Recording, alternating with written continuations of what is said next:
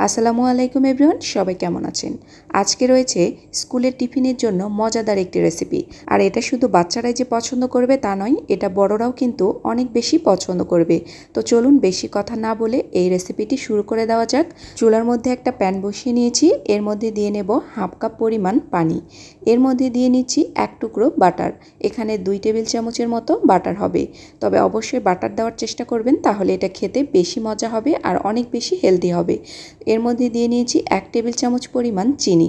এখন পানিটা যখন টকবক করে বলক উঠে আসবে তখন এর মধ্যে দিয়ে নেব হাফ কাপ পরিমাণ ময়দা। যতটা পানি নিয়েছি ততটাই ময়দা এখানে ব্যবহার করেছি। এখন সবগুলো ভালো করে নেড়েচেড়ে সফট একটা ডো বানিয়ে নেব। ময়দা দেওয়ার সাথে সাথেই চুলোর জালটাকে অবশ্যই লোতে রেখে এই ডোটাকে বানিয়ে নিতে হবে। তো দেখুন ডোটা একদম হয়ে গেছে। এখন নাড়াচাড়া করে আমি ভালো করে মিশিয়ে নিয়েছি। তো ডোটা হয়ে গেছে, এখন এটাকে আমি প্যান থেকে উঠিয়ে নেব। এখন ডোটাকে হালকা একটু ঠান্ডা করে নিয়েছি। এখন এর মধ্যে একটা ডিম ব্যবহার করব। আপনারা যদি এর থেকে বেশি পরিমাণ তৈরি করেন তাহলে ডিমের পরিমাণটা অবশ্যই বাড়িয়ে নেবেন। ডোয়ের সাথে ভালো করে ডিমটাকে মিশিয়ে নিতে হবে। আর ডোটা একদম স্টিকি একটা ডো তৈরি হবে। স্টিকি ডো তৈরি হয়ে গেছে, এখন আমি এই নাস্তাগুলোকে বানিয়ে নেব। আর এই নাস্তাগুলো বানানোর জন্য প্রথমে আমি একটা কাগজ কেটে ছোট ছোট টুকরো বানিয়ে নিয়ে এর উপরে কিছুটা তেল লাগিয়ে নিয়েছি। ডোটাকে পাইপিং ব্যাগে ভরিয়ে নিয়েছি। যদি আপনাদের হাতের কাছে নজেল না থাকে তাহলে শুধু পাইপিং ব্যাগ দিয়েও কিন্তু এই নাস্তাটি তৈরি করে নেওয়া যাবে। তো এখন আমি ডো থেকে এইভাবে ছোট ছোট করে এই নাস্তাগুলোকে তৈরি করে নেব। এরকম করে 3-4টা কাগজের মধ্যে আমি এই নাস্তাগুলোকে নিয়েছি। এরপর তেলের মধ্যে একটা একটা করে ছেড়ে দেব। তো এরকম করে এই নাস্তাগুলো খেতে কিন্তু ভীষণ মজা হয়। তো আমি গরম তেলে এগুলোকে ভেজে নেব উল্টিয়ে পাল্টিয়ে। তো দেখেই বুঝতে পারছেন আমি কিভাবে কাজটা করেছি।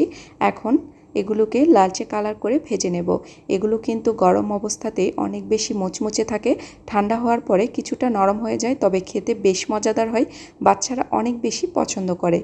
আর আপনাদের কাছে বলে রাখি, যদি আমার রেসিপিগুলো আপনাদের কাছে ভালো লেগে থাকে অবশ্যই আমার চ্যানেলটিকে সাবস্ক্রাইব করে রাখবেন। আপনাদের অনুপ্রেরণায় আমাকে আরও বেশি উৎসাহিত করে। তো নাস্তাগুলো কিন্তু লালচে গোল্ডেন কালার চলে এসেছে। এখন এগুলোকে আমি তেল ছড়িয়ে উঠিয়ে নেব। সবগুলোকে আমি উঠিয়ে নিয়েছি। আর এগুলো উঠিয়ে নেওয়ার পরে এগুলোকে আমি একটা প্লেটের মধ্যে উঠিয়ে নিয়েছি। গরম থাকা অবস্থাতেই এর মধ্যে আমি সামান্য একটু চিনি সিরাপ ব্রাশ করে নেব।